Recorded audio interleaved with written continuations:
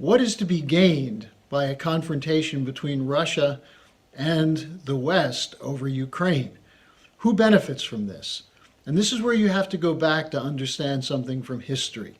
Not just the history since the coup in 2014, but a much longer period, the whole 20th century, a century of geopolitical maneuvering and manipulation, which resulted in 2 world wars and brought the United States into a whole series of smaller wars in South Asia and Southwest Asia, the so-called Middle East. This was British manipulation, British geopolitics, British control over the United States.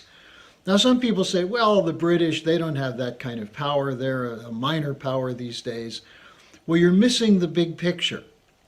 The big picture is the City of London is one of the leading players in the world, along with Wall Street, shaping international developments around their financial policies, including today the Great Reset and the Green New Deal, which is a joint product of the collapsing financial institutions of the City of London and Wall Street. Now, at the time this is going on, as we see an increasing volatility and turmoil in financial markets and a decline overall in economic physical production, we're also seeing an increase in wars, regime changes, and war threats. And in this context, it's worth looking at this question of what is the British role in Ukraine. Now, we could point out, and I will point out very simply, that in 2014, the neoconservatives that were involved in provoking the coup in February 2014, many of them had British pedigrees. One of the other chief activists in this was George Soros, who has a long history as an operative representing British financial networks. But also involved on the scene was none other than Christopher Steele, the former MI6 agent, who was involved in the Russiagate attacks against President Trump. In fact, was one of the initiators with the so-called PP dossier that claimed that Putin was blackmailing Trump.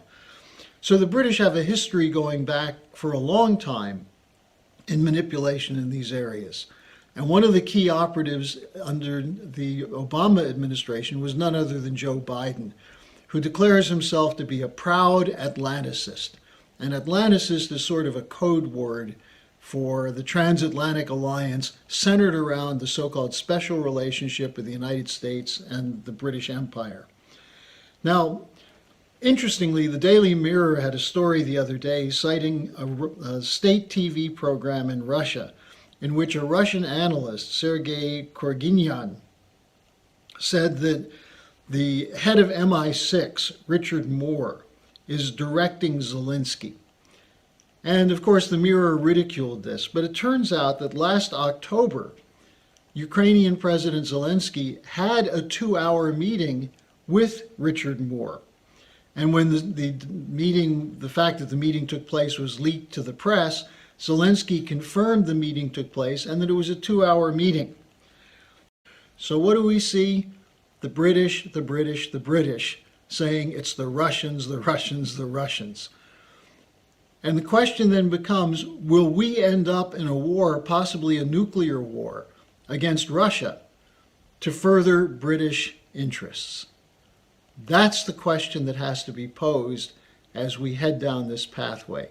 And hopefully we'll be able to get off this pathway and actually have an opportunity for a cooperative relationship with Russia and put the special relationship with the British into a coffin.